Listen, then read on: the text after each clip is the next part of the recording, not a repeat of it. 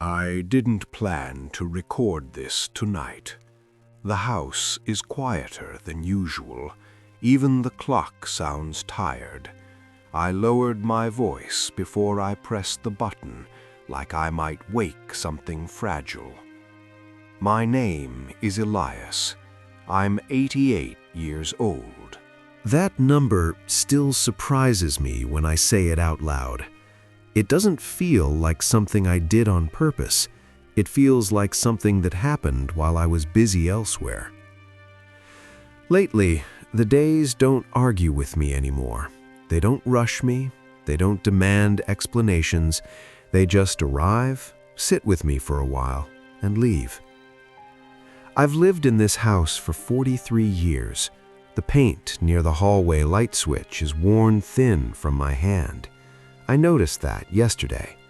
I stood there longer than I needed to, my fingers resting on that small, smooth patch, trying to remember how many times I'd passed through without noticing anything at all. I've had a long life. Not a loud one, not the kind people make speeches about, but it was full in a way that's heavy now when I carry it alone. I worked for most of it. I married once. I buried more people than I ever expected to love. I watched my body change its mind about what it could do. I watched my voice soften. I watched my hands become more careful. Some memories still arrive sharp. Others come like fog, only letting me see the edges. I remember the sound of my mother's shoes on the kitchen floor when I was a boy. That sound is clearer than what I ate this morning. I remember my father sitting at the table, not speaking, folding the newspaper again and again, as if he could make it smaller than it was. I didn't understand then what silence could carry. I remember the first room I ever rented by myself. The ceiling leaked when it rained. I put a pot underneath and pretended it was temporary. I was very good at pretending things were temporary. I told myself that a lot. Temporary. Just for now. I'll get to it later. Later became a place I trusted too much. There was a woman named Clara. I met her when I was 32. I still know exactly how her laugh sounded before it reached her mouth. We used to sit on the fire escape in the evenings because the apartment was too hot. The city smelled like metal and dust. She'd tell me small stories about her day, and I'd half listen, thinking about what I needed to do next. I loved her. I know that now. I loved her in the way people do when they think there's time to figure out the rest. We argued once about moving. She wanted a place with more light. I said, not yet. I said we should wait until things made more sense. I can still see her face when I said that. Not angry, just tired, like she'd heard that answer before. She left a year later, packed quietly, took the plant from the window because she said it liked her better. I didn't stop her. I thought endings were cleaner if you didn't pull at them. That was one of the first costs I didn't recognize as a cost. Time moved faster after that. It always does once you stop checking where it's going. Jobs changed, addresses changed. I got married because it seemed like the right shape for a life. My wife was kind. We were kind to each other in a way that worked, and then in a way that didn't. When she died, it was peaceful. That sounds like a blessing, and it is, but peace still leaves a mess behind for the living. Now, it's mostly me and the mornings. The light comes in through the same window every day. It lands on the same chair where I sit to put my shoes on, even though I don't go many places anymore. I keep a calendar on the wall out of habit. I don't cross off the days, I just look at them. The numbers don't feel like instructions anymore. They feel like witnesses. Sometimes I think about how often I was waiting for the right moment, waiting to be more ready, waiting for certainty, waiting for something to settle before I moved. I didn't notice that while I was waiting, other things were making their own decisions. I'm not saying this to explain myself. I'm saying it because it's what keeps me awake now. The nights are longer when you remember more than you can change. I pause a lot these days, mid-sentence, mid-step. My body asks for permission before it does things. My memory does too. But there's a strange clarity that comes with that slowness, like when dust settles and you can finally see what's been on the table all along. I used to think understanding arrived all at once, like a door opening. It doesn't. It arrives like this, quiet, piece by piece, when there isn't much time left to rearrange anything. I'll stop here for a moment. I need to breathe before I keep going. I'm back. I had to sit still for a while after I stopped. My chest felt tight, not from pain, just from holding too much at once. That happens now.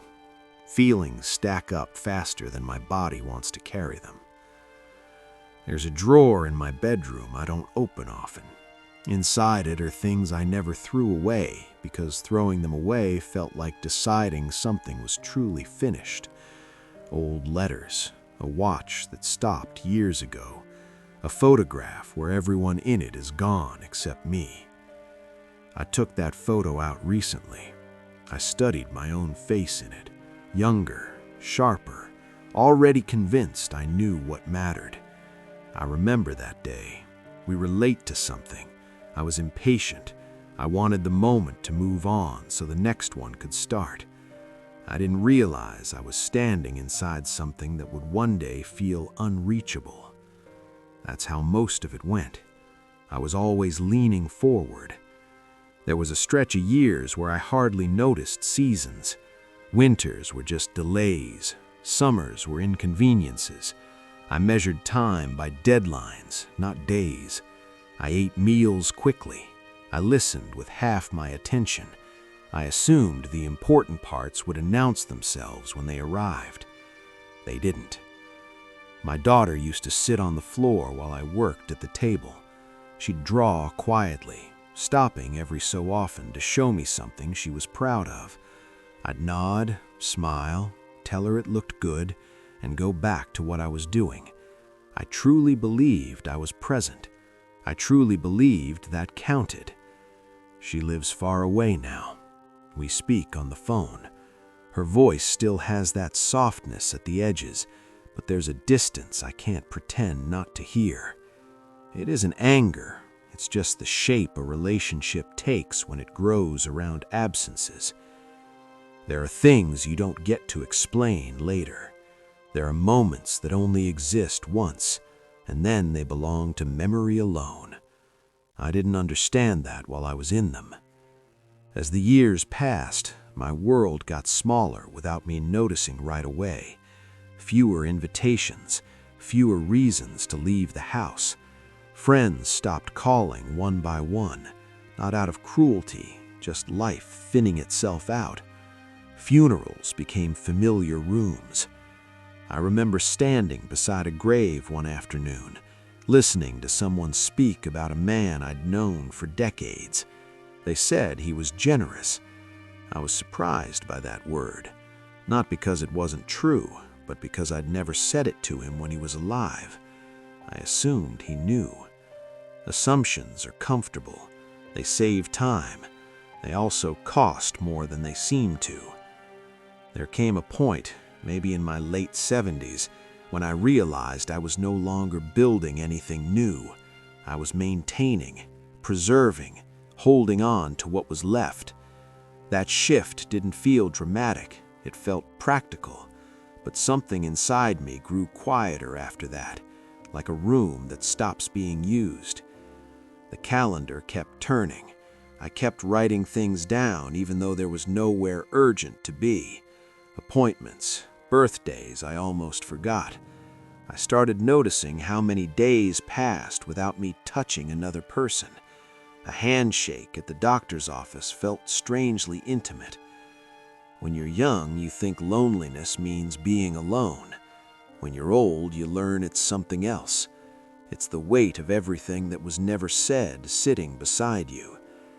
I think about Clara sometimes, not with regret exactly, more like curiosity. I wonder who I might have been if I'd stayed still long enough to see what was already there. I wonder how many other quiet chances passed through my hands while I was busy reaching ahead. I don't blame myself the way I used to. Blame requires energy.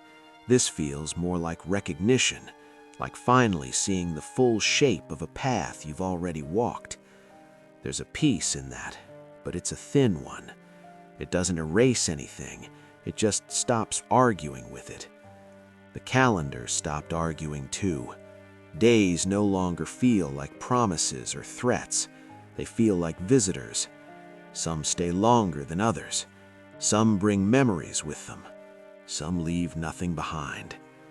I sit in the evenings now with the lights low. I let thoughts come and go without chasing them. I notice sounds I ignored for years, the way the house settles, the wind against the window, my own breathing, slower, uneven, still mine. There's a truth that only shows itself this late. It isn't loud, it doesn't demand agreement. It's simply this feeling of having lived through so much and still realizing how much of it slipped by quietly while I thought I was preparing for something else. I don't know how much longer I'll have mornings like this. I don't know how many more times I'll notice the light on that chair. The not knowing doesn't frighten me the way it used to. It just makes everything feel closer. If you're still listening, you don't need to do anything with this. You don't need to change anything or decide anything tonight. You can just sit with it for a moment, the way I am. And if you feel like it, you can leave a thought behind, or stay quiet, or simply let the story end where it is. I'll be here for a little while longer.